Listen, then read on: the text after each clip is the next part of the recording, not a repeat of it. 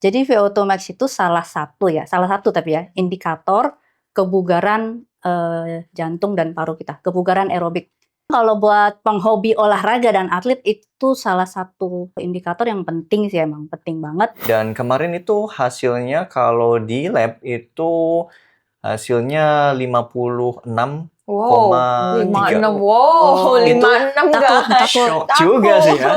Beberapa temen cek gitu ya. Cek itu banyak yang justru di labnya lebih rendah dibandingkan di jam. Jadi jamnya kayak over calculated gitu ya. Sedangkan di Coros ini deket lah ya, ke 55 jadi 56,3. Iya, nggak beda jauh loh. Nggak beda jauh, Cuma berarti sekian akurat persen ya. aja. Termasuk hampir mendekati akurat akurat gitu ya. ya. Jadi, Kita sebenarnya kalau bisa dibilang kita setiap hari melakukan olahraga. Tahu-tahu pas dicek kolesterol gue tinggi, gula darah gue, ya kan biasa kan yang kayak gitu ya.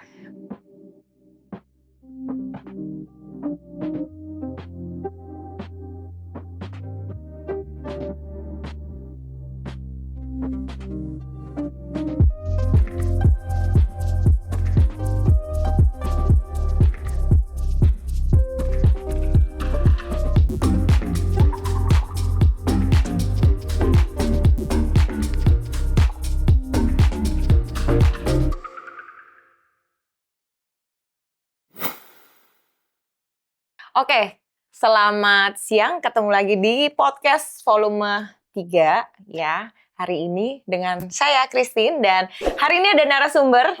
Yes. Tada. Sebelum kita panjang ya kan, kita bikin pendek dulu. Jadi pertanyaannya kita bikin singkat juga dan sebelum kita memulai silakan memperkenalkan diri dulu. Mungkin dari yang senior dulu. Dari senior. Senior apa nih maksudnya? Usia ya? Semua aja lah. Senior dalam segala hal.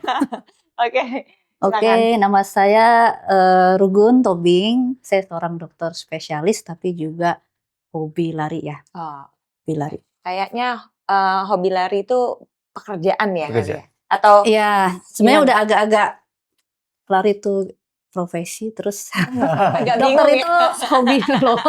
Oke. Terus kesibukannya apa nih selain lari? Berarti praktek lah ya? Ya praktek. Atau ada usaha lain mungkin dong? Aku juga ada klinik fisioterapi. Klinik fisioterapi, oke. Di mana dok kalau boleh tahu? Senangnya loh aku langsung. Namanya Physical Best, nanti sekalian promo. Di Jalan Pakubuwono. Oh di Pakubuwono. Kebayoran Baru. Iya. Oke. Jaksel banget nggak tuh? Iya. Jaksel banget. Jaksel banget ya. Oke, silakan dengan kakaknya satu lagi. Oke, perkenalkan nama saya Revaldo Vanter. Nah, di sini sebagai tim Coros. Untuk profesi sendiri saya sebagai seorang dosen. Jadi sehari-harinya runners, ngajar juga gitu ya. Jadi nggak tahu mana yang lebih prioritas ya. Antara ngajar atau lari, sama lah ya. Oke. Jadi agak-agak prioritasnya lagi banyak lari gitu ya, tapi memang profesi utama sebagai dosen gitu Ci. Ternyata baru tahu loh, Anda dosen ya? Baru tahu loh. Tapi kalau dari cara ngomong itu emang ngomong gaya mau dosen. Iya, aku cuma tahu mungkin karena taunya cuma ngisi-ngisi seminar, aku pikir gitu loh. Oke, langsung kita masuk ke pertanyaan ya. Buat Dokter Rugun. Ya. Jadi kan yang namanya lari itu sering anak-anak tuh anak-anak lari lah biasa kan VO2 max lu berapa nih gitu kan. Terus yang baru kan mungkin apaan sih VO2 max gitu loh kan nggak ngeh ya mungkin ya atau nggak ngedong gitu kan ya VO2 max. Pokoknya bahasannya tuh yang kalau nggak VO2 max-nya nggak tinggi nggak biasa banget gitu loh pasti kan. Nah apa itu VO2 max dan manfaatnya tuh apa sih sebenarnya VO2 max? Oke, jadi sebenarnya kalau dari namanya VO2 max tuh V itu volume, O2 kan oksigen, max itu maksimum. Jadi itu jumlah maksimum oksigen yang kita ambil ya, maksudnya dan kita ambil dan digunakan oleh tubuh. Dalam satuannya tuh mililiter per kilogram per menit, per kilogram berat badan maksudnya. Berat ya? Gitu. Jadi itu singkatnya adalah mungkin simpelnya jumlah oksigen yang kita pakai maksimum pada saat kita beraktivitas maksimal. Gitu. Dan itu bisa diukur ya berarti ya? Bisa diukur meskipun kalau yang dibilang akurat banget sih ya mungkin nggak terlalu bisa ya. Tapi bisa, jadi ada yang mungkin kurang akurat atau mendekati gitu. Ada beberapa caranya gitu. Nah manfaat dari VO2 max itu apa sebenarnya? Maksudnya kalau misalnya bagi pelari yang biasa-biasa aja kan dia nggak ngerti ya VO2 max Mhm. itu apa ya, pokoknya gue lari aja gitu loh. Tapi kalau misalnya yang buat yang pelari yang sudah termasuk bukan bukan atlet juga tapi penghobi kayak atlet. Nah, Contohnya 2 ini, podiuman semua ya. Enggak gitu juga Nggak gitu sih. juga. Cuma maksudnya emang penting banget ya itu maksudnya kita harus ngukur manfaatnya tuh apa buat si pelari kayak gitu loh. Kalau misalnya dia tahu VO2 max gue tuh segini nih gitu loh. Jadi VO2 max itu salah satu tapi ya indikator kebugaran jantung dan paru kita, kebugaran aerobik. Oh, Itu jantung dan paru ya. fitness cardiovascular fitness kita. Nah itu emang kalau buat penghobi olahraga dan atlet itu salah satu indikator yang penting sih, emang penting banget. Tapi sebenarnya kayak buat kalau aku baca-baca ya, sebenarnya buat orang awam pun tuh sebenarnya juga sesuatu yang perlu diketahui. Oh, perlu Karena kedetek ya. karena kalau VO2 max-nya bagus, itu menandakan dia kebugaran jantungnya bagus, kebugaran parunya bagus, sehingga bisa dibilang mendukung untuk umurnya juga lebih panjang gitu. Longevity-nya ya, Dok? Iya, betul. Oh, I see. Berarti sebenarnya VO2 max itu juga berhubungan dengan si jantung dan paru itu Paru-paru. juga ya. Iya. Oh, baru tahu. Agak kebuka nih mulai. Tadinya nggak tahu gitu loh, sekarang jadi tahu. Oke. Nah, terus kalau boleh tahu tuh sebenarnya kan si kakaknya Revaldo kemarin kan sempat pernah tes VO2 max juga ya di lab ya. Nah, itu gimana pengalaman dan hasilnya itu gimana? Apakah VO2 max-nya yang di Coros, jam Coros pun juga kan ada ya kalau misalnya kita mau tes gitu loh. Apakah sama atau gimana? Oke, jadi sebenarnya kemarin itu baru pertama kali nyobain yang namanya tes VO2 max ya di lab gitu ya. Karena biasanya kita di jam bisa ngeliat ya, terutama di jam Coros kita bisa lihat ada VO2 max-nya berapa gitu ya. Dan menurut sains gitu ya, kalau memang mau cek VO2 max itu yang paling akurat adalah menggunakan lab atau di lab gitu ya. Jadi kita di situ mulai sebelum tes itu tes EKG dulu, kemudian lihat body ratio segala macam gitu ya, sampai kapasitas paru-paru dan kemampuan jantung. Nah, untuk yang tes utamanya itu di lab itu adalah kita berlari ya, berlari mengukur kemampuan sebenarnya lebih ke paru-paru kita ya, Dok ya, paru-paru dan jantung kita gitu ya. Dan itu ada beberapa level gitu, level pertama, level kedua, dan larinya semakin lama semakin kencang. Jadi untuk menunjukkan kemampuan kita tuh seberapa maksimal sih gitu ya. Dan kemarin itu hasilnya kalau di lab itu hasilnya 56,3. Wow, 56. Wow, Itu 56 takut. Shock juga sih ya. Maksudnya kayak takut gimana? Aku takut. karena apa namanya? Selama ini nggak ngerasa setinggi itu gitu ya. 56,3 itu ya tertinggi selama berlari lah ya gitu. Nah, dicek di jam Coros pada saat kondisi tersebut itu di angka 55 rata-rata ya, di angka 55 gitu ya. Sekarang di antara 55 54 lah pokoknya. Iya. Turun naik turunnya segitu 55 54, dan di lab ternyata lebih tinggi gitu ya. Karena waktu beberapa temen cek gitu ya, cek itu banyak yang justru di labnya lebih rendah dibandingkan di jam. Jadi jamnya kayak over calculated gitu ya. Jadi sedangkan di Coros ini deket lah ya, ke 55 jadi 56,3. Iya, nggak beda jauh loh. Nggak beda jauh. Nggak beda jauh, berarti Sekian akurat persen ya. aja. Termasuk hampir mendekati akurat akurat gitu ya. ya. Jadi setelah saya juga ada temen yang tes gitu ya, itu hampir cuma beda koma doang. Jadi itu memang kalau dari sisi akurasinya cukup akurat banget ya untuk jam Coros. Jadi memang ya nggak beda jauh iya, ya. nggak beda Maksudnya jauh.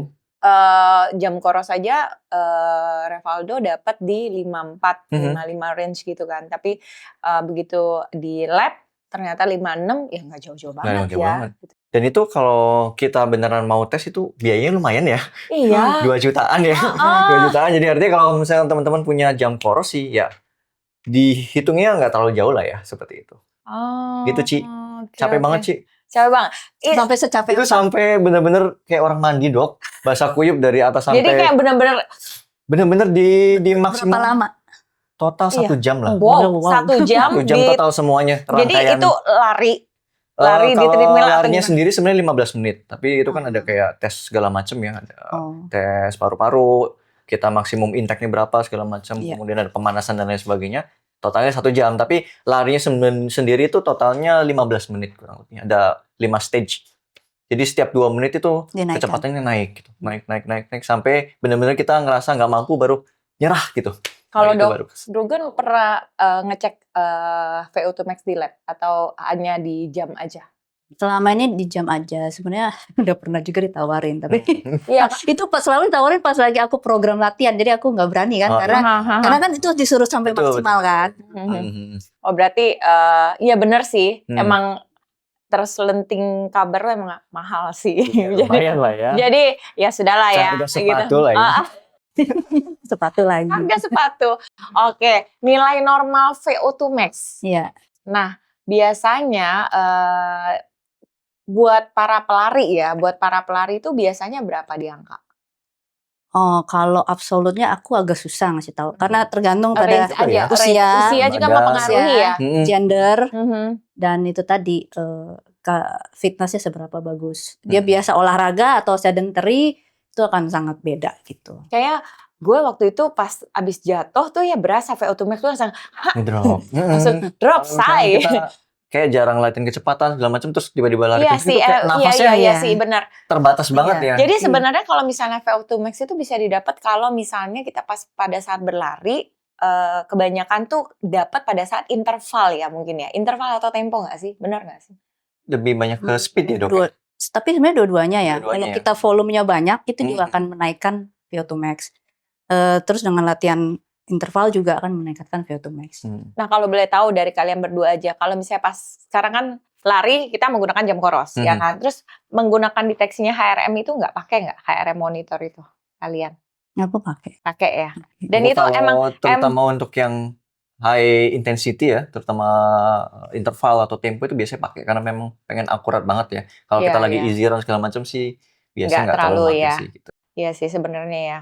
Dan menurut gue mungkin ngebantu sih ya. Jadi paling tidak kita tahu ya sebenarnya. Iya, buat data juga, buat evaluasi kita juga sih abis latihan gitu kan.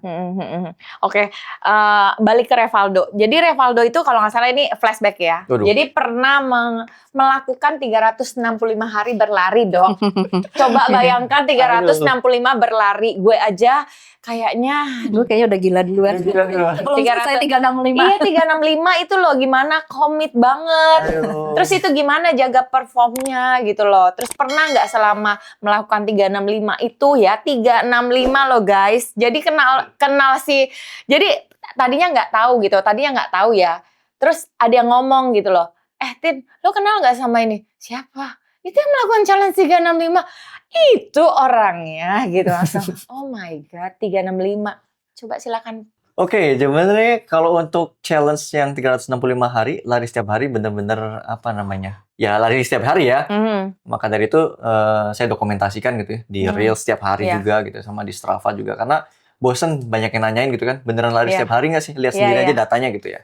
Nah, awalnya itu sebenarnya lebih ke iseng ya. Iseng itu gimana? Guys, catat iseng tapi setahun. Gimana itu? Oke, jadi iseng gitu. Karena memang saya udah lari lama, udah 10 tahun gitu ya. Kemudian tapi selama 80 tahun sebelumnya awal itu ya lari-lari aja gitu. Nggak peduli tentang performance segala macam gitu ya. Nggak rest juga. Ya suka-suka aja gitu. Tapi 2 tahun terakhir itu mulai latihan serius lah ya. Latihan yang benar-benar terstruktur. Dan sampai di satu titik itu tahun 2022, berarti 1 tahun sebelumnya, itu program larinya itu 5-6 kali seminggu. Nah, itu tahun 2022. Nah, di 2023 terbesitlah pemikiran, gimana kalau rasanya lari setiap hari gitu ya? 7 hari seminggu selama 365 hari atau selama 1 tahun. Jadi benar-benar pure iseng. Dan ekspektasinya, kayaknya mungkin tahannya sampai 100 hari atau paling 50 hari gitu ya. Terus ya dicobain aja kan, nggak ada salahnya gitu. Kalau kita nggak pernah nyoba sesuatu hal yang kita kepikiran gitu ya, bakal kepikiran terus gitu sampai kapanpun gitu. Jadi cobain aja gitu ya. Orangnya penasaran ya. Penasaran ya. Dan memang nothing tulus juga, kalaupun nggak lanjut juga nggak ada yang tanggung jawab ke siapapun juga kan. 1 hari itu larinya berapa kilo kalau boleh tahu? Kalau di rata-rata kan secara kilometer berarti per minggu itu 5 kilometer.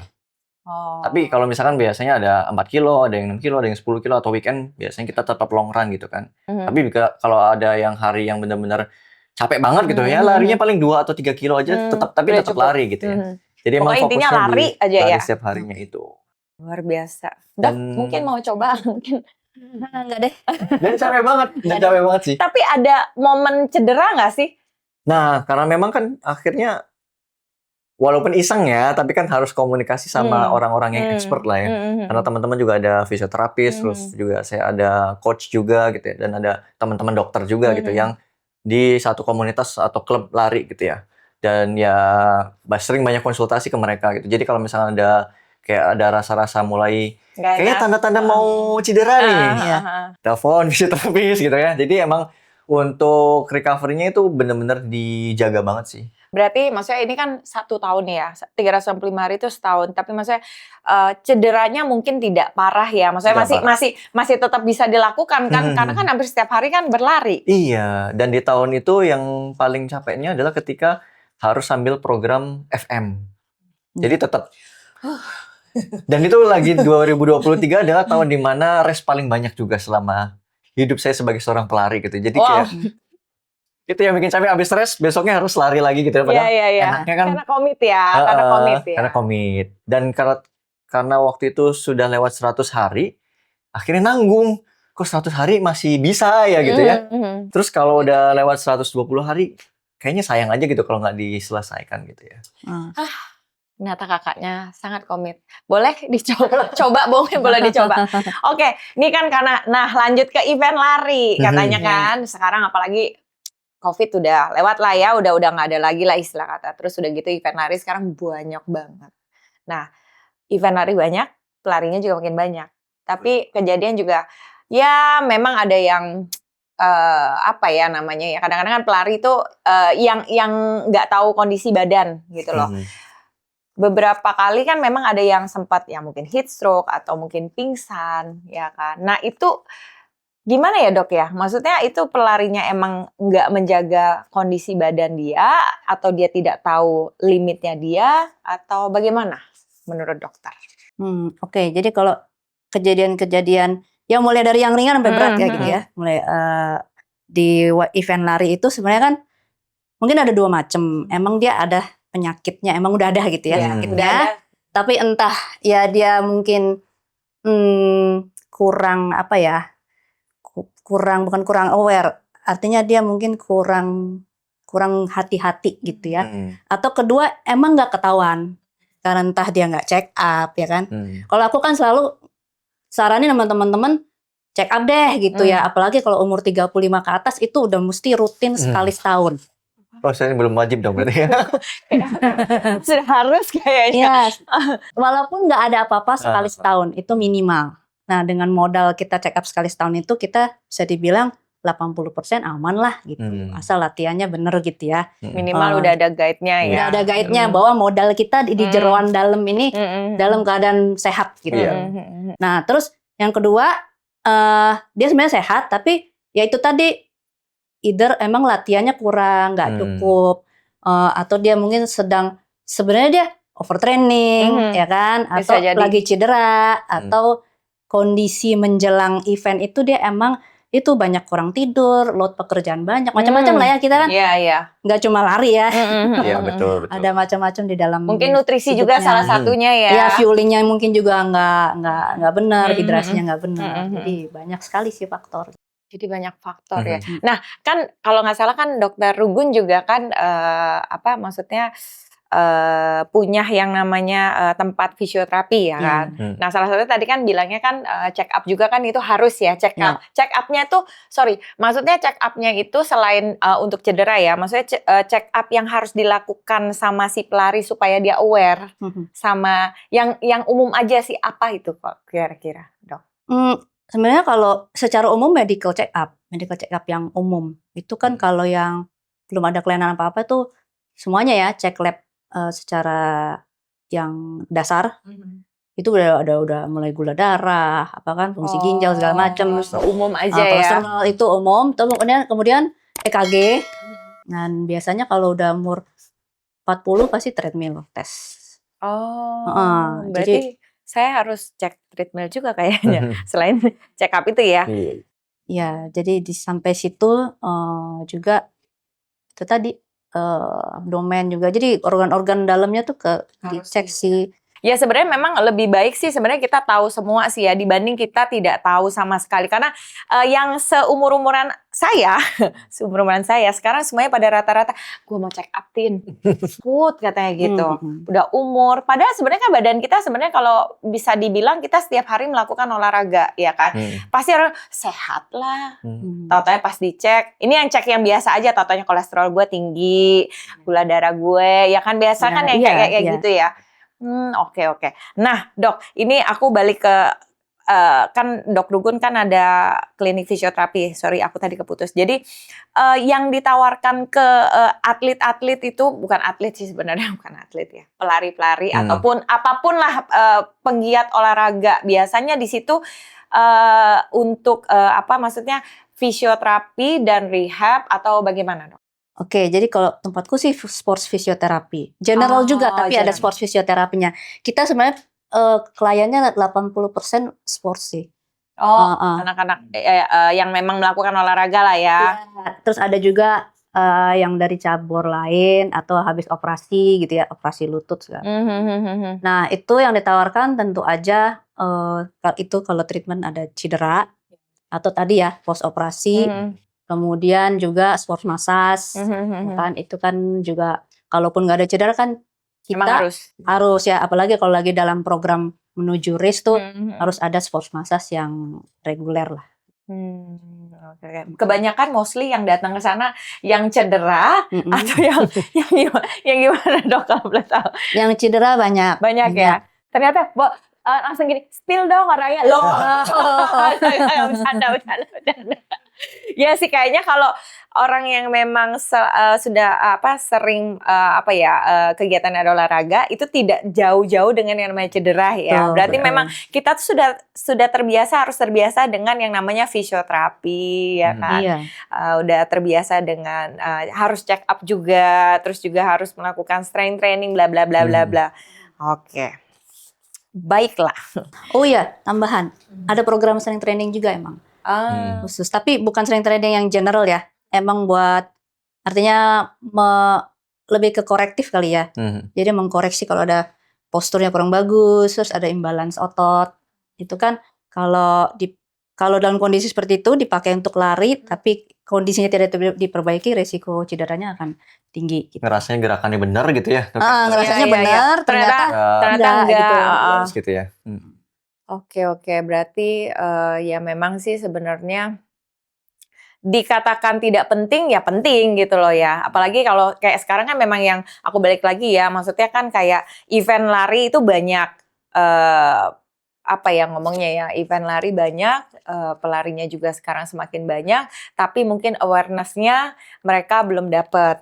Ya nggak sih? Maksudnya ya sekarang kan banyak ya mohon maaf nih pelari yang FOMO mungkin ya gitu loh, yang maksudnya emang ngikut-ngikut juga, tapi ya sebenarnya balik lagi sih ke limit dia aja. Sebenarnya udah mulai, berarti kan dengan sendirinya berarti sudah banyak orang yang menyukai olahraga, berarti bagus dong. Bagus. Iya sih. Kalau sorry aku balik ke Valdo ya, Valdo kan menggunakan jam Coros. Data apa aja yang biasa dilihat di Coros kalau boleh? Kalau data yang paling kepake buat saya sih justru masalah heart rate ya. Jadi saya suka mainnya di zona gitu ya. Zona 2, zona 3 gitu ya. Atau untuk ketika latihan interval di zona 4 atau zona 5 gitu. Jadi memang itu kepake banget. Dan menurut saya itu lumayan akurat banget ya untuk jam Coros ini dari sisi heart rate-nya. Jadi bisa ngejaga banget tuh. Latihan kita kan bagusnya ada bahasanya 80-20 ya Dok ya. 80% itu di easy, 20%-nya itu di hard session-nya gitu. Jadi memang 80% dari total mileage mingguan saya itu memang fokus di zona 2 dan zona 3 sih, Ci. Seperti itu. Pantes endurance Anda dapat sekali ya. Karena saya lebih suka main endurance sih. Iya sih. Kalau speed itu capek loh. Capek. Ada nggak sih itu hubungannya sama HR dan VO2 max, Dok? Kalau boleh tahu itu untuk heart rate gitu. Oh ada pasti. Ada ya. Karena VO2 max itu kan mengukur tadi kebugaran jantung dan paru, kardiorespirasi kita bilangnya. Nah itu akan berhubungan dengan itu tadi, dan semua latihan itu pasti akan mengarah ke perbaikan VO2 max. VO2 max ya. Gitu. Untuk ya mungkin maksudnya dengan tahu VO2 max bla bla bla itu buat meningkatkan perform si Betul, lari betul, ya betul. kan. Performa ujung-ujungnya. Iya, Jadi kalau misalkan kita istilahnya VO2 max-nya semakin besar gitu ya, berarti kan harusnya berkorelasi dengan kemampuan berlari kita juga sih. Gitu. Dan ternyata di Coros itu ada HRM-nya juga loh, HRM monitor. Kamu sudah pakai kan? Pakai dong. Aku pakai. Aku kepake banget waktu race kemarin sih. Oh. Karena kan apalagi karena pakai lengan panjang kan. Iya. Sini. Oh iya. Iya, benar-benar taruh di dalam. Aku jujur dulu tuh nggak suka pakai yang, maksudnya selain di sini, maksudnya di tempat lain lah ya. Kalau dulu kan kita di lingkar dada kan, kadang-kadang ngap gitu. Karena takutnya risih. Ternyata kemarin aku pakai biasa aja, nggak berasa. Nggak berasa ya. Iya. Nyaman. Dan keren. Keren. Jadi ini ya, wih apa tuh? Dan keren loh ternyata loh. Oke, ada nggak nih tips buat para pelari yang baru mau mulai gitu? Kira-kira apa aja yang mereka harus lakukan? Kecuali beli sepatu karbon atau beli outfit ya. Itu tuh di luar itu. Tapi itu juga menyemangati sih, benar itu menyemangati.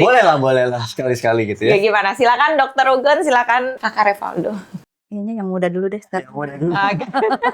Oke, kalau buat teman-teman terutama pelari-pelari yang baru ya, karena ya lumayan lah kita sudah cukup berexperience gitu ya.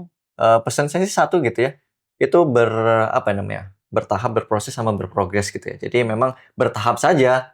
Teman-teman misalkan kalau kemampuannya belum bisa lari jauh ya mulai ditingkatkan endurance-nya untuk bisa semakin jauh. Kalau memang kemampuan race-nya belum jauh juga, misalkan belum sampai HM, belum sampai FM ya, ikutin saja tahapan, kemudian dari 5K dulu, naik ke 10K, kemudian HM, baru FM gitu ya. Dan nggak perlu FOMO gitu ya, karena event lari itu setiap minggu ada sekarang. Jadi kalian tinggal pilih aja, artinya nggak usah FOMO event lari yang gimana-gimana gitu, fokus ke diri kalian sendiri aja sih, gitu sih. Jadi memang fokus proses dan progresnya ke diri masing-masing ya, jangan compare ke Dok Rugun yang lebih kenceng daripada saya gitu ya. Ya masing-masing saja gitu ya. Jadi kita compare-nya ke diri kita yang sebelumnya lah ya. Mungkin aku tambahin, mungkin istilah kata mungkin kita boleh melihat orang yang lebih berhasil. Mungkin boleh ya. Maksudnya menjadi acuan. Tapi kan balik lagi mungkin ke dirinya kita masing-masing ya. Apakah kita mampu atau tidak yang tahu cuma diri kita gitu loh. Silakan. Oke. Mungkin aku agak mirip satu ya, enjoy the process. Aku tuh bilang itu penting banget. Karena sebenarnya penting itu prosesnya. Betul. Hasilnya itu kan ekses aja ya. Hasilnya itu ya belakangan sebenarnya, bonus ya, gitulah. Benar. Kalau kita nikmatin proses, itu kita akan berusaha kalau prosesnya kita bisa enjoy, bisa bagus, itu kita selain kita akan dapat sehatnya dulu gitu kan. Kita kan olahraga tuh terutama sehatnya dulu. Ya. Yang enjoy-nya, bugarnya, performa itu akan ngikutin belakangan.